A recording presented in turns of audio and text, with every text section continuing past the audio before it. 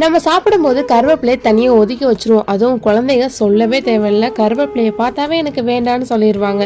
குழந்தைங்களுக்கு ரொம்பவே நல்லது, நம்ம முடிக்கு ரொம்பவே நல்லது, கருகருன்னு வரும்னு சொல்லிட்டு நிறைய கேள்விப்பட்டிருப்போம். வீட்டிலே கருவேப்பிலை பொடி தொக்கு இந்த மாதிரி செஞ்சு கொடுத்தீங்க அப்படின்னா வேற லெவலில் இருக்கும் டேஸ்ட்டு. ஒரு பேனை ஹீட் பண்ணிட்டு கடுகு, வெந்தயம், மல்லி இந்த 3 நல்லா பொரிஞ்சு வந்த பின்னாடி ட்ரையாக ஃபர்ஸ்ட் அரைச்சி வச்சுக்கோங்க.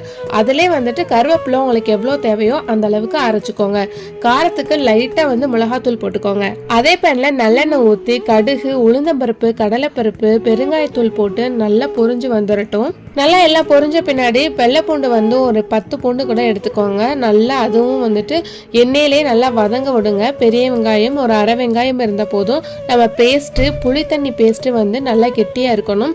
மஞ்சத்தூள், உப்பு, வெல்லம் எல்லாத்தையும் நல்லா கலந்து விட்டு சிம்ல வச்சு எடுத்தீங்க அப்படின்னா கருவேப்பிலை தொக்கு ரெடி. யாருக்கெல்லாம் கருவேப்பிலை பிடிக்குமோ ஒரு ஹாய் சொல்லிட்டு சப்ஸ்கிரைப் பண்ணிருங்க.